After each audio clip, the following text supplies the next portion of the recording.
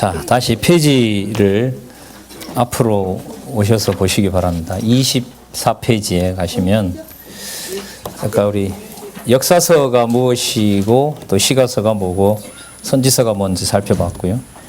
그 다음에 한쪽 가로에 보시면 그 창세기부터 시작해서 이제 일단 말라기까지 48페이지까지 그 16번 넘버가 매겨져 있어요. 예. 아니 16번이죠. 맞아요. 번호가 다 아니다. 14 아니네요. 죄송합니다.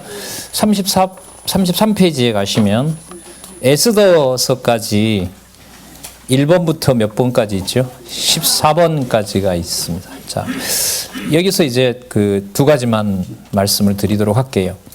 아까 우리 그 성경 전체에 대해서, 구약 전체에 대해서, 그리고 구약에 나타난 역사서, 그 다음에 시가서, 선지서에 대해서 여호와 계시라는 걸 우리가 확인했죠. 그러면 이제 이 창세기에 오더라도 여호와 계시가 나타나야 되잖아요. 그와 관련된 요절을 소개하고 있어요. 그게 여러분 25페이지에 보시면 창세기 1장 28절입니다. 그럼 아까 에스더서까지가 일단 역사서의 14번까지라 그랬잖아요. 여러분 한번 확인을 해보시기 바랍니다. 제가 요절을 계속 읽어갈 테니까요. 그게 여호와 계시와 이렇게 연결이 되는지 한번 스스로 진단을 한번 해보시기 바랍니다. 제가 조금 속도를 늦추어서 읽어보겠습니다. 25페이지. 하나님이 그들에게 복을 주시며, 그들은 아담과 하와겠죠. 그들에게 이르시되 생육하고 번성하여 땅에 충만하라. 땅을 정복하라. 바다의 고기와 공중의 새와 땅에 움직이는 모든 생물을 다스리라 하시니라. 자, 출애굽기 요절로 갑니다. 너희로 내 백성을 삼고 나는 너희 하나님이 되리니 나는 애굽 사람의 무거운 짐 밑에서 너희를 빼어낸 너희 하나님 여호와인 줄 너희가 알지라. 여호와인 줄 알지라. 자, 그러면 앞부분에 아담과 하와에게 했던 내용하고 인물로 보면 이제 모세와 연관이 되어 있습니다. 자, 민수기, 레위기 요절 보겠습니다. 26페이지에. 너희는 나의 성호, 그 여호와라는 이름이겠죠? 그 이름을 욕되게 말라. 왜냐하면 이렇게 넣어도 돼요. 나는 이스라엘 자손 중에서 거룩함을 받을 것이니라. 그러니까 이스라엘 자손 중에서 거룩함을 받을 것이니라. 그러니까 이스라엘 백성을 선택한 거죠. 나는 너희를 거룩하게 하는 여호와요. 이렇게 나와 있습니다. 자, 거룩이 들어와 있습니다. 자, 그 다음 민수기 요절로 갑니다. 27절. 자, 아까 거룩을 염두에 두시고요. 곧 그들이 여호와의 명을 쫓아 진을 치며 여호와의 명을 쫓아 진행하고 곧 모세로 전하신 여호와의 명을 따라 여호와의 직임을 지켰더라. 그 여호와께서 그 직임을 지키게 하신 것이고 아까 레위기와 연관되면 거룩하게 하는 과정인 겁니다. 이렇게 연결이 됩니다. 신명기 그 목적은 뭐냐? 내 하나님 여호와를 사랑하고 가나안에 가서요. 그 말씀을 순종하며 또 그에게 복종하라라고 하는 언약의 말씀을 또 명령으로 주시는 겁니다. 자, 여호수아. 자, 그 연결이 조금 됐으면 여호수아를 알기로 우리는 땅 언약과 관련된 건데 뭐가 나오지? 이 정도 상식을 가지고 이제 볼 수 있는 겁니다. 자, 주어가 먼저 나왔네요. 여호와께서 이스라엘 열조에게 맹세하사 주마하신 온 땅을 이와 같이 이스라엘에게 다 주셨으므로 언약 성취 바로 들어가죠. 여기서는 그들이 그것을 얻어 거기 거하였으며. 자, 그럼 언약 성취된 결과까지 땅 언약 성취 섭리까지 들어갔습니다. 자, 그 다음에 여러분 왕이 오잖아요. 그죠? 자, 그런데 일단 사사기서가 있어요. 29페이지. 자, 요절. 이는 이스라엘이 그 열조에 지킨 것 같이 나 여호와의 도를 지켜 행하나 아니하나 그들로 뭐하려 한다? 시험하려 함이니라. 자, 이게 이른바 여러분 언약을 지켜가는 주권적인 방법이 바로 여러분 시험이라고 보시면 됩니다. 시험 혹은 유혹에 걸려 넘어지도록 하는 것이 바로 시험한다 이런 말입니다. 자, 약속의 땅에 들어갔는데 여호와께서 바로 왕을 주지 않고 바로 시험하신다는 내용이 나옵니다. 자, 그게 요절로 들어가 있습니다. 자, 연결이 매끄럽게 되려면 사사기 요절은 빼는 게 좋죠. 왜요? 땅에 왔으니까 시험하지 말고 바로 누굴 주면 돼요? 왕 주면 되는데 그래 되면 여러분 이제 사사기서는 이제 의미가 없어지는 거죠. 그러니까 아주 중요한 부분들이죠. 이런 부분들은. 자, 룻기 볼까요? 여호와께서 주어가 나왔네요. 여호와께서 이 소년 여자로 내게 후사를 주사 이때 이 소년 여자는 누굴까요? 룻이겠죠. 자, 이 소년의 여자로. 자, 내게 후사를 주사 내 집으로 다말이 유다에게 낳아준 베레스의 집과 각해하기를 원하노라. 이게 저주일까요? 축복일까요? 축복이에요. 예, 며느리를 보면 집구석하고 똑같이 된다 이 말인데 축복이에요? 크게 봐. 예, 권사님이 크게 보라고 하신. 예, 크게 본다는 말은 이 말이 좀 저는 이제 의미심장하게 들리는데 안쪽으로 들어가면 성경은 여호와 계시로 본다 못 본다. 내용으로 들어가면 본다 안 돼. 절대로 못 본다. 그럼 우리로 말하면요. 내용으로 본다는 말은 저 장로님이 문제인데 이게 내용으로 보는 거예요. 우리 집에 제가 문제인데 이게 바로 내용으로 보는 겁니다. 예, 그럼 절대로 여호와 계시로 접근할 수가 없어요. 그 틀을 하나님께서 근본적으로 이렇게 풍성한 성경 구절을 바탕으로 여러분들과 저를 수직 상승시켜 주고 있어요. 여기서 어느 경우든 간에 좀 이따 좀 더 설명을 하려고 합니다. 자, 상상할 수도 없는 방법으로 여호와께서 왕을 준비하고 계시죠. 30페이지 사무엘 상하 요절. 하나님이 나로 더불어 영원한 언약을 세우사. 이거는 여기까지 가버렸네요. 다윗의 입을 통하여. 여기서부터 이제 쭉 내려와서 다윗에게 이루어진 상황까지 내려오는 거예요. 이거는. 하나님이 나로 더불어 영원한 언약을 세우사 만사에 구비하고 견고케 하셨으니 우리야 죽이고 밧세바 범한 건 빼고 다 만사에 구비하고 견고케 하셨으니 나의 구원과 나의 모든 소원을 어찌 이루지 아니하시랴. 누가요? 하나님이, 그 여호와께서 이렇게 되겠죠. 자, 그럼 이루시는 거 한번 볼까요? 열왕기 상하 예요절. 여호와께서 이스라엘을 심히 노하사. 이게 원인입니다. 작정하신 대로 심히 노하사입니다. 예, 아셨어요? 심히 노하사. 범죄했기 때문에가 아니에요. 여호와께서 노하셔서 범죄 가운데 넣어버린 거예요. 분열시켜서. 여호와께서 이스라엘을 심히 노하사 그 앞에서 제하시니 유다 지파 외에는 남은 자가 없었다. 그럼 여러분 이게 아까 사무엘 상하하고 이 요절이 약간 부딪히죠. 영원한 언약을 세워서 지켜가신다고 했는데 열왕기에 오면 나머지 10지파 반은 전부 뭐 해버리고 멸해버리고 유다 지파만 남겨놨단 말이죠. 그래서 여기서 이제 이 요절에 연결이 필요한 거예요. 이건 내용상으로 좀 좁혀 들어가서 설명을 해서 적절한 접속사를 가지고 이걸 연결시켜 나가야 돼요. 자, 그러나 여기서 보면 열왕기는 유다밖에 안 남겨놓아서 영원한 언약이 축소되는 것 같지만 그렇지 않다. 자, 왜 그러느냐? 역대기에 답이 나온다. 이렇게 됩니다. 역대기. 자, 역대기 요절. 여호와께서 다윗의 집을 멸하기를 즐겨하지 아니하셨음은 이전에 다윗으로 더불어 언약을 세우시고, 여러분 아까 7장 16절인 거죠. 아까 사무엘하 23장 5절. 아까 읽었었죠, 저희들. 그죠? 사무엘하 23장 5절. 자, 그렇게 세우셨잖아요. 다윗으로 더불어 언약을 세우시고 또 다윗과 그 자손에게 항상 등불을 주겠다고 하셨습니다. 그래서 여러분 잘 아시는 대로 역대 상하는 나중에 바벨론 포로가 지나고 한참 지나서 말라기 시대라 그랬죠. 한 440년경에 100년 전에 있었던 사건, 200년 전에 있었던 사건을 모으고 아담부터 내려오는 사건을 모아서 회복된 남쪽 유다가 돌아왔을 때는 북쪽 이스라엘도 남은 자가 돌아오고 또 누구도 이방도 돌아오는 일을 배경으로 역대기를 소개를 하면 아까 열왕기에 멸망시켰던 것이 결국은 언약 자손의 범위를 어디까지? 이방까지, 만방까지 확정하시려고 하면서 아담에게 줬던 실체적 언약으로 기가 막히게 가고 있는 거구나. 여기서 역대기의 방점을 꽝 찍고 넘어가는 거예요. 자, 궁금하시죠? 에스라는 뭔지. 요절 궁금해지죠? 예. 진짜 궁금해요, 저는. 야, 도대체 이 많은 수백 구절에서 이게 어떻게 요절이 되나. 야, 이런 일이 일어났나. 이런 생각이 보면 볼수록 드러납니다. 에스라 볼게요. 이스라엘의 하나님은 참신이라. 성전과 관련된 얘기 같아요.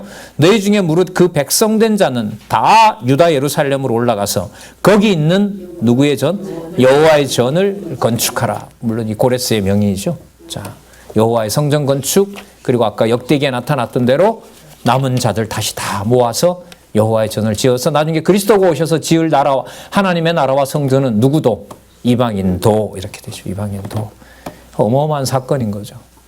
예? 그러니까 여러분 뭐 시간으로 보면 우리가 뭐 한 이쯤 살고 있다고 하십시다. 여기 살고 있는 일의 근거가 여러분 10개라고 보시면 돼요. 그러니까 왜 여러분들과 제가 여기서 이렇게 이 성경에 대해서 이렇게 기뻐해야 되느냐, 진리의 말씀에 대해서 이렇고 이렇고 이렇고 이렇고 이렇고 이렇고 이렇고 이렇고 이렇고 이렇기 때문에 하나님 살아계시기 때문에 이렇게 되는 거죠. 숨 막히죠.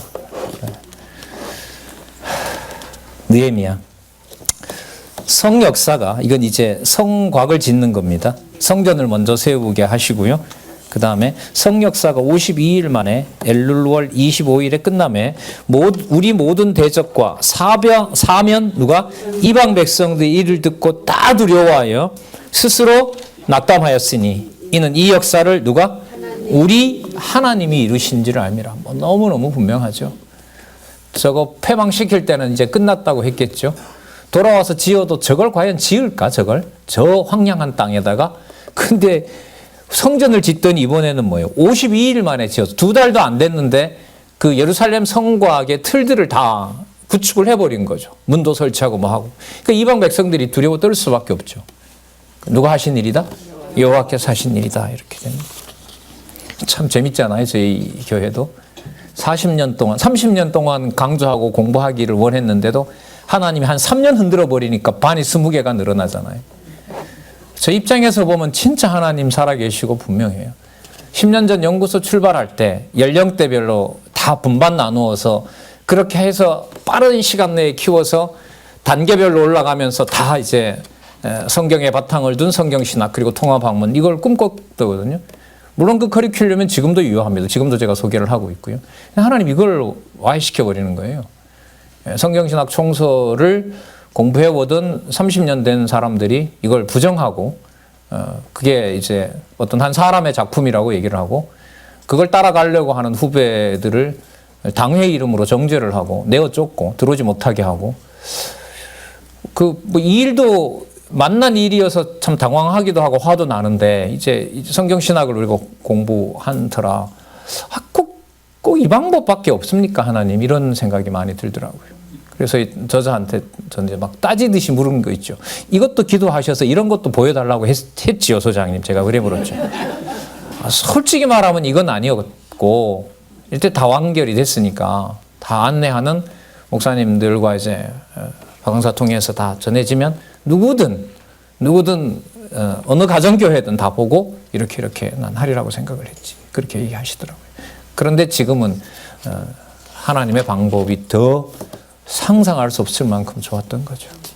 글쎄요, 여러분, 저희들이 20개라면 지방에 있는 교회까지 제가 출강하는 곳에 말씀 듣는 교회로 보면 강남로에 사람 30개가 아니라 제 머릿속으로 스쳐가는 가정교회를 포함한 기지업 내의 지교회도 50개가 넘습니다. 한 50개 가량이 됩니다. 어떤 그 포항의 교회 이번에 보셨죠? 진짜 저희들보다 더 분방해요. 저쪽에 나간 목사님들 강의까지 듣잖아요, 거기는. 그래도 안 말려요. 그 한 7, 8개 반이 있잖아요. 차속에서 하고요. 차속에서 강의실이 없으니까 차속에도 하고, 가정별로 모이고, 가족별로 모이고, 친척들끼리 모이고, 또 한 반은 뭐 듣고, 또 한 반은 뭐 듣고, 한 사람은 또 성경신학 문제 있다고 하는 사람 강의도 또 한 반 들어가서 듣고요. 그래도 안 싸워요. 우리보다 수준이 높아요. 들어라. 누가 말리느냐. 단 뭐 하지 마라. 독점하려고 하지 마라. 내가. 독점하려고 하지 마라. 장안중앙교회처럼 문 닫아 걸고 그렇게 하지 말자. 좋다. 그렇게 하자. 그래도 그 사람들은 나가서 거기다가 인터넷 설치하고 모니터 갖다 놓고 거긴 또 안 나오던 가족들까지 데려와서 또 듣게 하고. 예. 자, 에스더서 요절 한번 볼게요. 33페이지 요절. 이때에 내가 만일 잠잠하여 말이 없으면 유다인은 다른 데로 말미암아 노임과 구원을 얻으려니와. 유다 보호는 창세전 하나님의 영원한 계획 속에 있다. 근데 너가 이 일이 두렵다라고 안 하게 되면 유다를 떠난 너는 반드시 죽는다. 이 말이 결국 에스더를 겁박하는 게 아니고요. 유다 백성은 반드시 보호받게 되어 있다는 사실을 에스더에게 알려주면서 에스더가 살아가는 길이 페르시아의 왕으로 있는 것이 아니라 이스라엘 백성으로 남는 것이 사는 것이다라는 걸 깨닫게 하는 거죠, 이게. 에스더에다 맞추면 안 돼요, 이게. 너와 내 아비의 집은 멸망하리라. 너와 내 아비의 집은. 호의호식하는 페르시아가 널 보호해 줄 것 같으냐? 반드시 멸망하게 돼 있다. 그리고 나중에 멸망하잖아요, 페르시아가. 누구한테 멸망하죠? 알렉산더, 그렇죠. 알렉산더 대제한테 철저하게 멸망을 하죠. 멸망당합니다. 수차례 전쟁을 거치면서 페르시아가 그리스를 점령하려고 했지만 오히려 헬라 반도에 있던 연합군들이 결국은 철저하게 페르시아 제국을 다 점령해버리는 일이 역사 속에서 이루어진 겁니다. 자, 여러분 지금 14개 요절을 쭉 읽었잖아요. 중간에 제가 잡티를 넣어서 대단히 죄송한데 여러분들은 그냥 요절 4개를 그냥 14개를 쫙 읽어 나가시면 돼요. 그러는데 어떤 요절은 전혀 감이 안 오잖아요. 그러면 그 부분을 여러분이 모르는 거예요.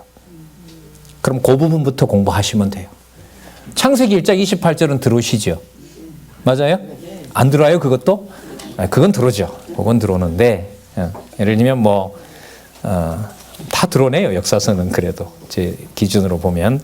자, 사사기 같은 경우에, 이런 요절, 이게 무슨 내용이었지? 그러면 그 본문에 들어가서, 이 개론에 있는 내용으로 들어가서 보면 본문 요약까지 돼 있으니까 한 15분에서 30분 사이에 그 궁금증은 다 해결할 수가 있는 거죠. 자, 여러분 다시 24페이지로 돌아와서 한 사실을 좀 강조를 드리도록 하겠습니다. 기자 및 기록연대는 전통 개혁파의 그 문서서를 반대하고 성경 기자에 대한 정통성을 따르고 있다는 것을 기자 및 기록연대에서 밝혀주고 있습니다. 보통 그 박윤선 박사님이나 박윤선 박사님 1세대 개혁파 신학자들의 그 연구를 일단 따르고 있습니다. 이 책은. 그다음 두 번째 요절 지금 소개했습니다. 자, 세 번째 보시면 뭐가 나오냐면 기록의 목적이 나옵니다. 그럼 아까 여러분 14개 요절을 연결시키다 보니까 이 내용 아까 요절의 내용이 나오잖아요. 요절이 내용이 있잖아요. 그 소개한 요절 내용상의 기록의 목적이 자손 땅 통치 언약을 이루어 가시고 메시아 언약을 하시는 누구에게 초점이 맞춰지죠? 여호와께서. 자, 그래서 잘 보시기 바랍니다. 본서의 기록 목적은 자, 먼저 주어가 나오죠. 누가요? 이걸 잘 보세요. 하나님께서 뭘 하기 위하여? 여호와 계시를 위해. 이것도 한번 생각해 볼 말이에요. 그러니까 태초에 하나님이 천지를 창조하시니라 이렇게 시작하죠. 여호와라는 낱말은 어디서 나오냐 하면 처음으로 창세기 2장 4절에 처음으로 나옵니다.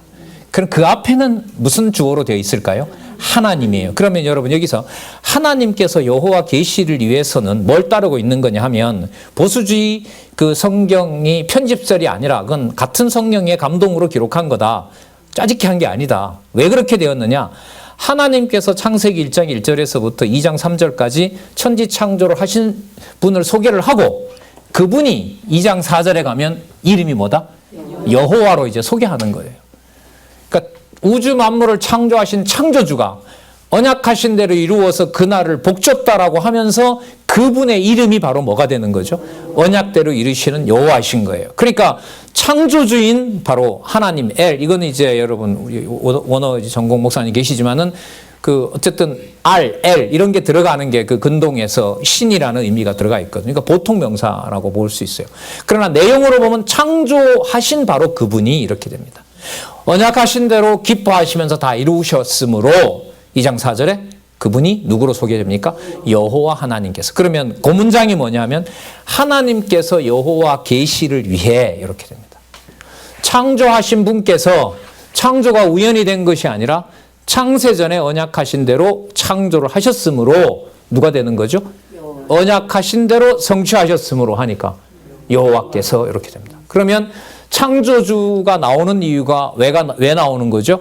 창조가 계획대로 된 것임을 주관하는 여호와를 알리기 위하여. 그래서 하나님께서 누구를 계시한다? 여호와를 계시한다. 이 명제가 여러분 익숙하셔야 돼요. 이 도표에서는.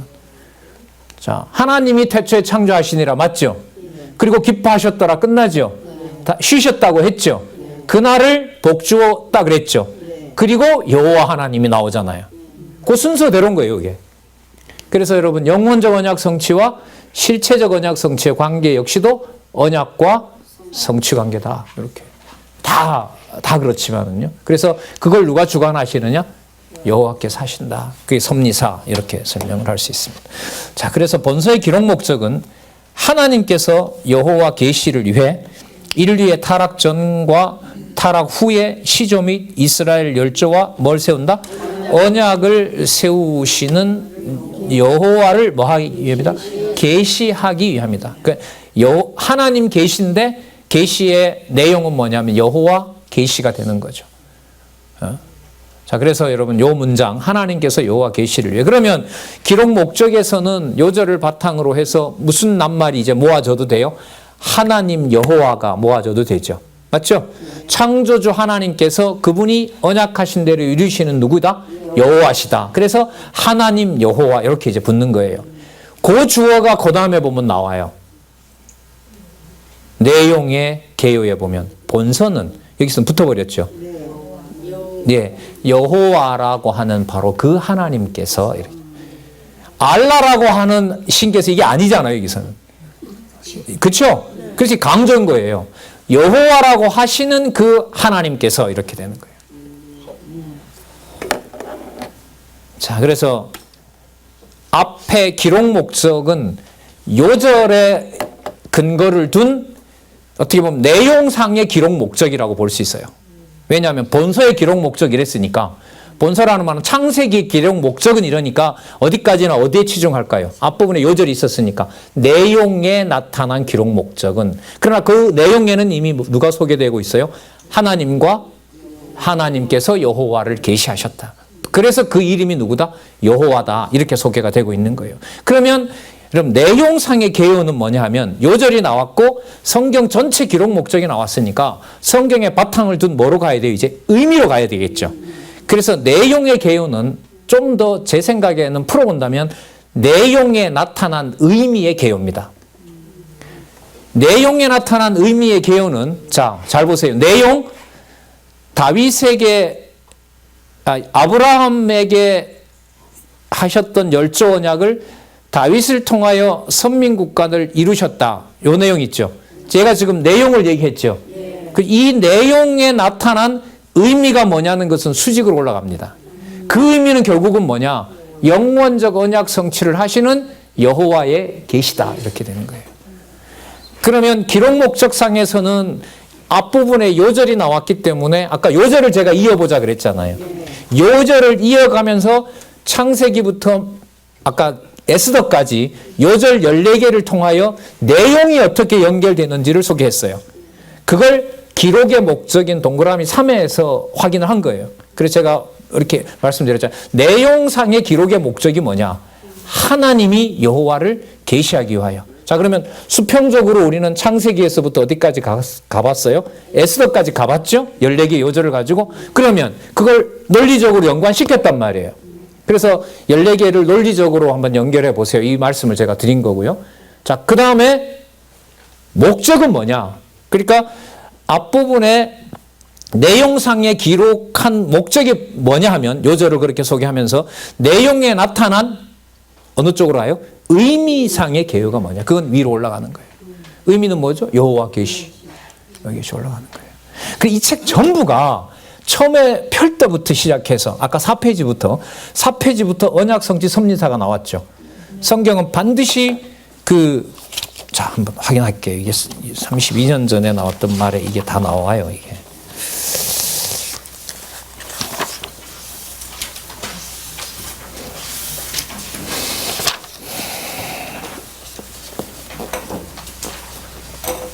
그래서 5페이지죠. 5페이지에 보시면 두 번째 줄을 붙어볼게요. 5페이지에. 이는 개혁신학자들이 신학의 원천인 하나님의 말씀, 곧 성경을 연구하는 노력은 소홀히 하고 철학적인 논리 방법에 의한 교리 연구, 이게 여러분 교리신학입니다.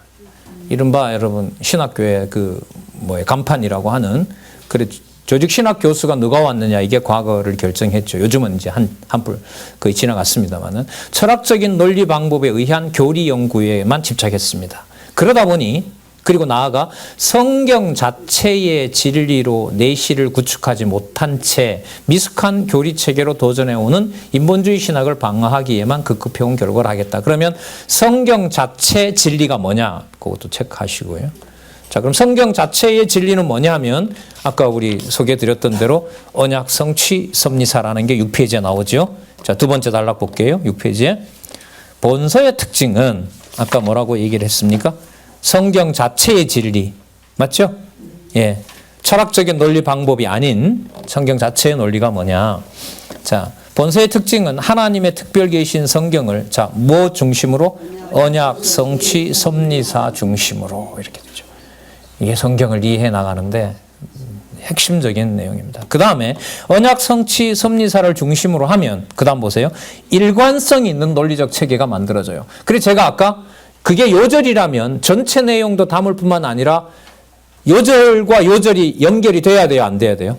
돼야죠. 그래야 일관성 있는 논리적 체계가 만들어지니까. 뭐뭐이기 때문에 뭐뭐이므로 뭐뭐이기 때문에 뭐뭐이고 그럼에도 불구하고 그리고 그래서 요절을 읽어 나가는 아주 중요한 방법이 뭐냐면 중간에 내가 이해한 것을 확인하는 방법은 적절한 접속사를 내가 넣느냐 이것하고 관계돼요. 여러분 그러나와 그리고가 같아요? 달라요? 엄청 다르죠. 아까 사사기 같은 경우에는 그럼에도 불구하고 이 정도 들어가면 되죠. 그럼에도 불구하고 하나님 한번 흔드시려고 이렇게 되죠. 그러나 또 들어가. 그러나 약속하신 대로 이렇게. 예, 이 접속사라는 게 이게 너무너무 중요하거든요. 자, 그래서 여러분 성경 개론이나 성경 강론집 앞으로 글쎄요 나오겠죠. 앞으로 나올 성경신학 개론에서 한글로 쓰여진 이 총서, 성경신학 총서를 재미있게 우리 자녀들이 후배들이 관심을 가지고 보는 방법은 그 다음 사건을 설명하기 위해서 어떤 접속사를 쓰고 있느냐는 것을 보는 게 매우 중요합니다. 그냥 쭉 읽어가지 마시고 내가 만약에 거기다가 접속사를 넣는다면 뭘 넣느냐. 만약에 다음 세대의 젊은 우리 그 학생들 성경신학 후배들을 좀 선발해서 공부를 얼만큼 하고 있는지를 만약에 테스트 해본다고 하면 제가 출판사에 얘기해서 파일에다가 접속사를 다 지워서 한 5, 6장을 좀 나한테 달라. 그리고 뭐 할까요? 내주고 여기에 어떤 접속사가 들어가는지 한번 넣어봐라. 저희 시험 그래 칠 것 같아요. 그리고 요절 주고 30분 내에 이게 57개가 있거든요. 창세기부터 요한계시록까지 57개 요절이 있단 말이에요. 요절을 주고 그 사이에 예를 들면 10자 이내로 접속사를 만들어서 다 연결시켜봐라. 이런 숙제를 낼 것 같아요. 이건 예를 들면 앞으로 연구원을 제가 우리 여러분 학술원이 연구원 선발하는 거 아닙니다. 어떤 분들이 오해들을 많이 하세요. 그럼 학술원 연구원들을 후원을 누가 하죠? 학술원 연구 후원에서 하는 거예요. 그리고 또 저희들은 강의를 곳곳에 가서 알려드리고 있고 그곳에 계신 여러분 은사교회나 양육교회가 있죠. 그분들 속에서 뭐예요? 다음 세대들이 자라고 있는 겁니다. 그래서 어떤 분들이 저한테 왜 안 키우냐라고 하는데 제 속한 상황이 아니에요. 제가 만약에 후원회 사회 담당이면 제 관심 사항이 맞죠. 야, 이분만 이렇게 할 게 아니라 차세대들은 누가 있는 거지? 당연히 회원들하고 얘기할 수 있죠. 근데 제 위치에서 제가 하면 어떻게 돼요? 명령이 되죠. 누구 써달라는 것밖에 더 돼요? 그건 아니에요. 그거 실패했잖아요. 과거에 철저하게 여러분 이 저자가 온갖 수모를 다 당했잖아요.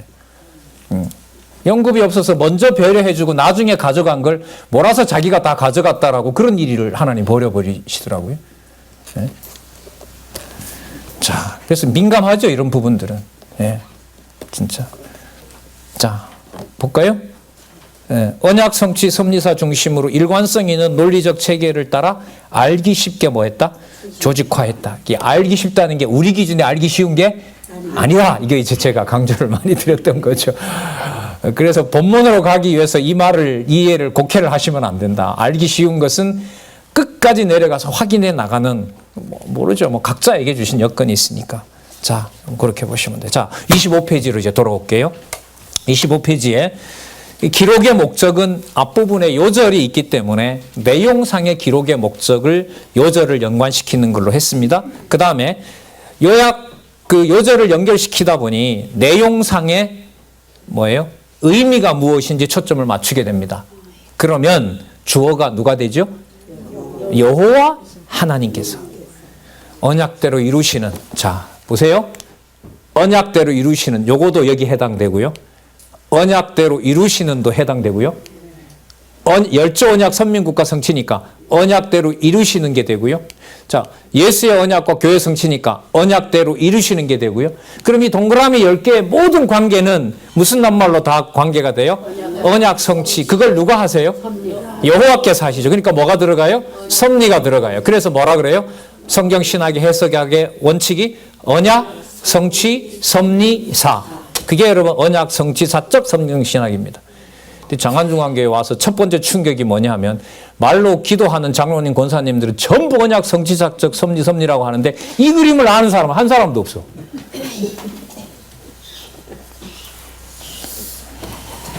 그래서 소장님한테 글쎄요, 방법론이 너무 처참하게 무너져 있습니다. 이 말씀을 제가 하루 드렸죠. 자, 이게 같이 그러니까 이게 얼마나 이 독자들에 대한 이 배려가 여기에 드러나 있는지를 다 통해요, 이제 이 그림 속에서. 그래서 이번에 기지협에 가서 이 속에서 이제 그 무엇인가 각각의 낱말들도 어디까지 가는 거다. 반드시 여기까지. 영원적 언약 성취까지. 이게 바로 언약 성취, 섭리, 사적 성경 신학이라고 하는 겁니다.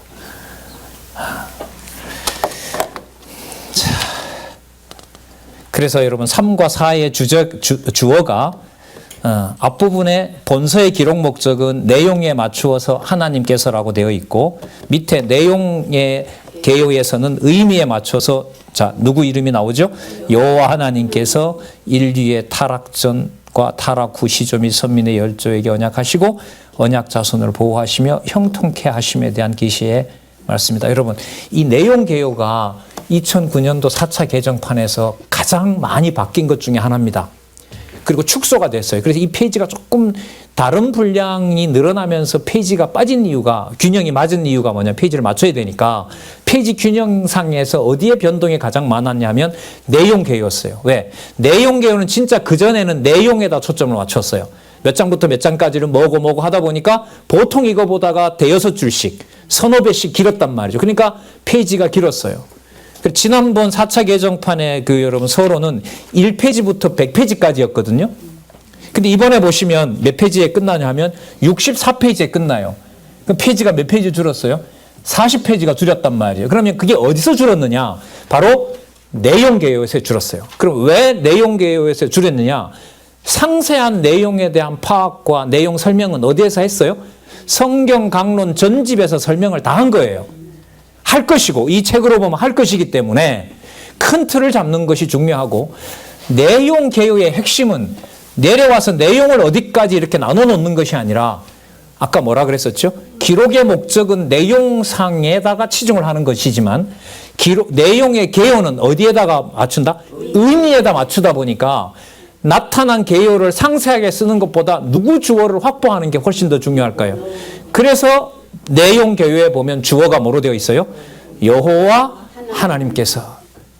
여러분 32년은 결국은 뭐였냐 하면은요, 요절이 나왔다는 말은 하나로 본다는 거잖아요. 맞죠? 그러면 기록 목적으로 보니까 여호와, 요절로 봤을 때 여호와 계시가 목적이 되는 거잖아요. 그러면 창세기부터 계시록까지 모든 성경의 주어는 의미상으로 봤을 때 누가 돼야 되죠? 여호와 하나님께서 이겁니다. 그러면 4차 개정판까지 제가 봤을 때 이 25페이지를 통해서 말씀드릴 수 있는 건 뭐냐 하면 32년 동안 성경을 여호와 하나님의 말씀으로 확증해 주셨다. 왜? 요절을 본다는 말은 전체를 본다는 것이고 전체를 보면서 기록의 목적이 바로 하나님께서 여호와를 계시하는 것이다. 그걸 확증했습니다. 내용에 들어가서. 그러면 결과적으로 주어를 확보할 수가 있죠. 누구로? 여호와 하나님께서 이렇게 되는 거예요. 그 32년 역사는 뭐냐? 3번 동그라미와 3번 동그라미에서 4번 동그라미로 와서 주어를 무엇으로 확정짓는 거? 여호와 하나님께서. 그래서 여러분 보세요. 이게 어디까지 가냐 하면, 자, 볼까요? 한번 찾아보실래요? 구약 전체 말라기까지 한번 가서 보시기 바랍니다. 48페이지에 한번 볼까요? 48페이지.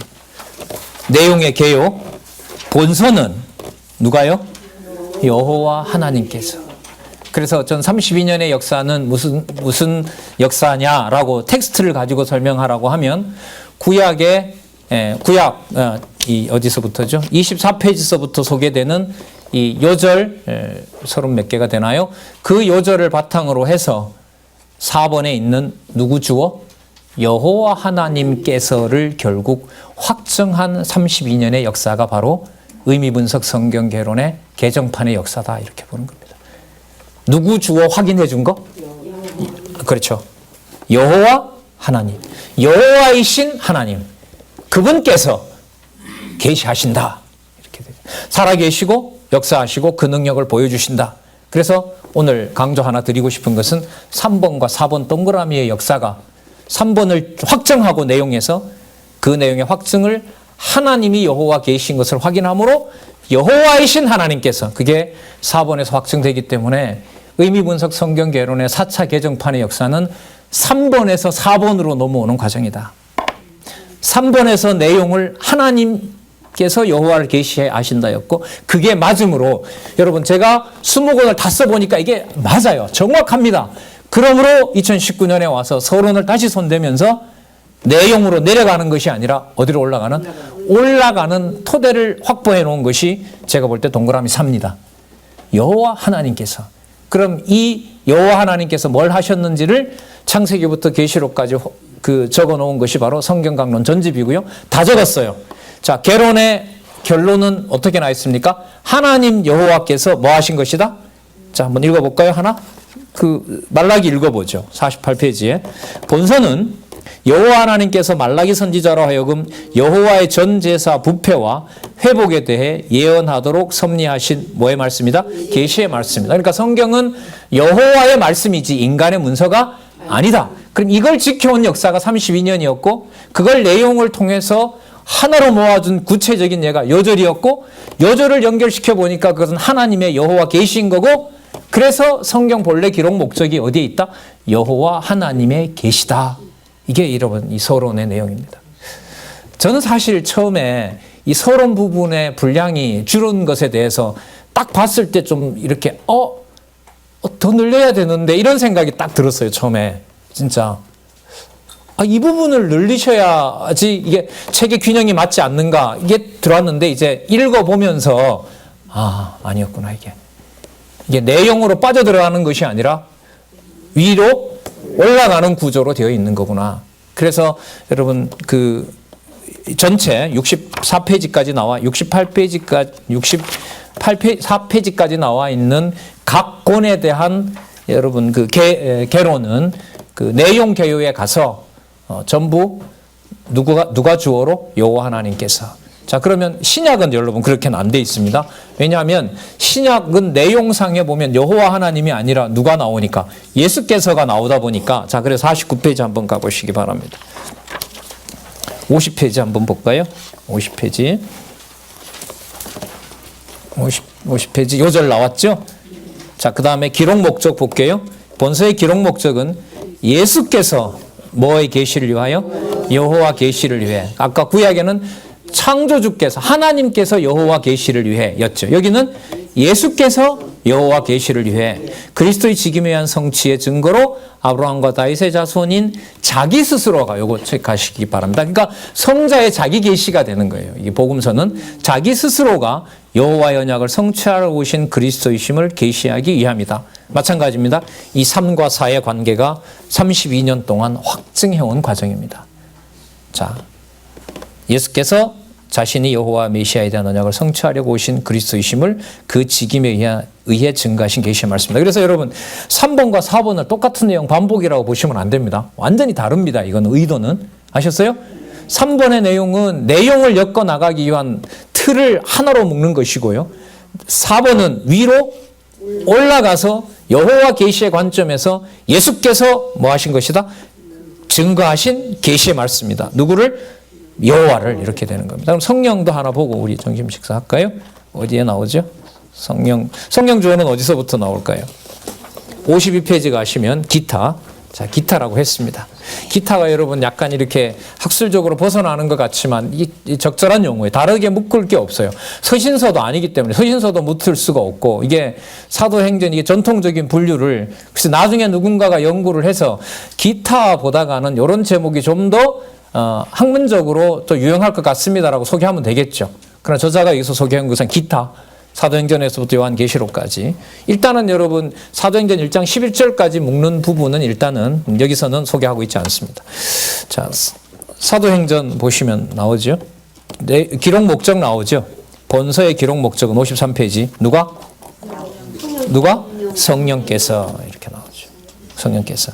자, 그 다음에 내용 개요볼까요? 본서는 누가요? 성령께서 여호와의 메시아 언약을 성취하라고 오신 예수가 그리스도이심을 예루살렘 교회의 창립과 이방교회 설립을 위해 증거하신 계시의 말씀이다.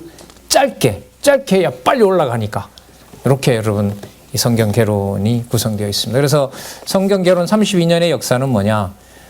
일본에서 소개했던 전통적인 신학의 성경관의 입장을 두 번째 와서 여호와 계시의 관점에 맞는 정확한 요절을 전체 관점에서 소개하고, 그 다음 세 번째 그 요절들을 연결시켜서 논리적 연결성이 있다는 걸 확증하고, 네 번째 와서 그것이 누구 계시다? 여호와 계시다는 것을 확증한 역사. 그래서 개정판의 역사는 32년 동안 3번에서 4번으로 넘어오는 과정을 거듭 확인해서 성경은 인간의 문서가 아니라 누구의 말씀이다? 영존하신 살아계신 여호와의 말씀이다. 이걸 확증한 역사가 이제까지 역사였다고 봅니다. 자, 우리 식사하시고요. 아니죠. 아직 한 7분 남았네요. 죄송합니다. 제가 시계를 잘못 봤네요. 좀 더 해야죠. 자, 제가 50분으로 착각을 했습니다. 아닙니다. 자, 다시 여러분 어디로 돌아오시냐 하면, 이제 아까 신약 서론 한번 볼게요. 49페이지에 보시면, 49페이지에 보시면 세 번째 줄에 계시의 성격상으로 보아 예수님의 행적인 복음서와 성령에 의한 사도들의 행적인 사도행전에서 요한계시록까지의 내용으로 구분하는 것은 의미론적으로 합당하다고 사료된다. 사료된다는 말은 연구가 열려 있는 겁니다. 다른 분이 제시해도 됩니다. 더 좋은 개념으로. 그게 우리 4월달 포럼이라고 보시면 돼요. 자, 이거는 꼼꼼하게 이 저자의 전체 총서 만여 페이지를 꼼꼼하게 읽지 않으면 제가 볼 때는 어떤 대안을 제시하기가 힘들어집니다. 예를 들면 제가 한 사람이 어느 정도 틀을 알고 있잖아요. 누군가 틀을 제시했어요. 그럼 그 개념 하나에다가 다 물어볼 거란 말이죠. 그럼 그 개념으로 이게 대변이 되느냐, 이게 대변이 되느냐, 이게 모르겠어요. 이게 그 본문에 가장 가까운 게 여러분 양쪽 가로뿐만 아니라 본문을 더 상세하게 소개하면 동그라미까지 내려와 있거든요. 그러니까 의미분석 성경 개론이 독자들에게 좋은 점은 뭐냐면 성경 본문의 내용을 좀 더 상세하게 더 묶어줬어요. 그래서 뭐가 늘어났느냐? 아까 서론 같은 내용이 빠지고요. 서론의 내용이 한 40페이지 줄어들면서 이게 페이지는 같아야 되기 때문에 같아야 되기 때문에 어떻게 손을 봤냐 하면 서론은 같이 않을 수도 있겠네요. 어쨌든 분량은 그대로 유지하려고 했습니다. 한 550페이지에서 어느 부분이 일어났냐 하면 본문에 대한 소개에서 동그라미를 더 만들어줬어요. 그러니까 본문을 그냥 1장을 다 읽어보세요. 에스겔 30장을 다 읽어보세요가 아니라 그 부분을 어떻게 해준 거죠? 독자들이 먹기 좋게 김밥말이를 해준 거죠. 그래서 뭐가 늘어났냐면 동그라미가 늘어났어요. 그러면 독자 배려가 맞죠. 1장 읽어보세요가 아니라 1장은 요렇게 되어 있습니다. 그래서 이 동그라미까지를 이렇게 양쪽 가로에다가 동그라미까지 하면 이건 한 300-400개 될 거예요. 이게 뭘 말하냐면 성경에 나타나 있는 사건이 적어도 1000개가 넘다는 거예요. 그 1000개가 넘는 사건들이 이어지는데 내용이 아니라 뭐 중심으로? 그렇죠. 의미 중심으로. 그래서 위로 쫙 올라가는 토대가 놓아지는 것이 성경 본문에 바탕을 둔다는 거죠. 그리고 그 용어 하나가 좀 약간은 좀 제가 봤을 때는 좀 편안한데요. 보통 사복음서라고 보는데 여기서 보시면 복음서는 이렇게 나오죠. 그래서 이게 어디로 넘어가는 거냐 하면 여기다 사라고 적어놨으면 사도행전으로 이렇게 연결시켜 나가는데 이게 좀 부담이 돼요. 근데 이 다행스럽게도 이 책에서 어때 복음서라고 해놨기 때문에 예수님이 육신의 몸을 입고 사역하셨던 거 기간까지, 그러면 요한복음 끝나고 사도행전에서 승천하실 때까지. 그래서 여러분 여기 보면 이제 그 사도행전 요절이 몇 장이냐 하면 몇 장 몇 절이냐, 53페이지에 보시면 몇 절로 되어 있어요? 1장 8절로 되어 있죠. 그러니까 전 이걸 이제 어쨌든 이 의미 있는 성경 개론이 큰 틀에서 소개하고 있잖아요. 큰 틀에서 소개를 하고 있고, 아까 요절은 하나님이 여호와를 계시하신 데다 맞추었고, 그 다음에 기록 목적은 여호와 하나님께서잖아요. 그러면 요절을 볼 때도 그것만 요절이 아니라 앞뒤에 무엇을 연결시키는 요절인가를 보는 거예요. 무슨 말씀인지 아시겠어요? 요절이 따로 놓을 수가 없잖아요. 맞죠? 그러니까 마태복음 다 읽어보고 마가복음과 연결하라 그러면 어려우니까 뭐만 가지고도 두 구절만 가지고도 연결시킨다는 것을 여기서 보여주고 있단 말이죠. 그런 의미에서 사도행전 1장 8절은 제가 볼 때는 아주 유익해요. 뭐냐면 복음서의 결론이지만 동시에 뭐가 될까요? 성령에 의한 성취의 시작이 돼요. 그렇게 1장 8절을 이해하시면 될 것 같아요. 전 그렇게 이해합니다. 이거 그래서 안 바꿔도 된다. 안 바꿔도 된다. 그러니까 복음서의 요약이면서 동시에 뭐가 시작되는? 그렇죠. 성령에 의한 성취가 시작되는 아주 좋은 디딤돌이 사도행전 1장 8절이다. 그러면 아마 유익하시리라고 봅니다. 자, 그 다음에 자, 49페이지로 다시 한번 오셔서 보시면 여기서도 50페이지 한번 보세요. 50페이지 보시면 그 기록의 목적, 강조는 이제 예수께서 여기에 강조가 있습니다. 자, 그 다음에 내용의 개요 나오죠. 개요에 보면 여러분들 이게 뭐 예를 들면 여기에 구약의 언약 성취, 선지자 직임 성취, 왕이 직임 성취, 제사장 직임, 이게 지난번에 나왔거든요. 지금 이 내용이 나와요, 안 나와요? 안 나오죠. 짧게 두 줄로 그냥 썼죠. 본서는 예수께서 자신이 여호와의 메시아에 대한 언약을 성취하려고 오신 그리스도이심을 뭐에 의해? 그 직임에 의해 증거하시는 계시의 말씀입니다. 밑으로 내려오면 독자들에게 목적이 흐려질까 봐 딱 끊어버렸어요. 그리고 직임에 의해서 어떻게 성취했는지는 성경신학 본론에 해당하는 어디 가면 나오죠? 성경 강론 전집에 가면 나온단 말이죠. 그럼 분명히 이건 의도를 가지고 소개하고 있는 거죠. 자, 그래서 그 내용 개요가 여러분 끝까지 진행되고 있다는 것을 말씀을 드립니다. 자, 의미에 역점을 뒀다 이렇게 보시면 돼요. 자, 하나만 더 말씀을 드리고 식사하도록 하죠. 기록의 목적에서는 여러분 강조가 성경 본문에 맞추다 보니까 주어를 예수와 그리스도 가운데 누구를 더 강조할까요? 예수께서 합니다. 예수께서 어디 가셔서 예수께서 무엇을 예수에 맞춥니다. 자, 그런데 본문에 그렇게 나온 이유가 예수가 누구임을 증거하는 거예요? 그리스도임을 증거하는 거죠. 그러면 내용 개요에 오면 누구 주어가 강조될까요? 예수와 그리스도 중에? 그리스도. 그렇죠. 그러면 3번과 4번의 사복음서의 관계는 뭐냐 하면 예수 그리스도인 거예요. 예수 그리스도. 자, 볼까요? 그러면 본서는 예수께서 자신이 여호와의 메시아에 대한 언약을 성취하려고 오신 누구임을?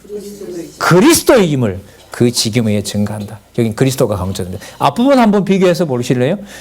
기록의 목적, 본서의 기록 목적은 예수께서 여호와 계시를 위해 그리스도 직임에 의한 성취의 증거로 아브라함과 다윗의 자손인 자기 스스로가 여호와의 언약을 성취하러 오신 누구임을? 그리스도임을 계시하기. 여기서 그리스도가 나와요.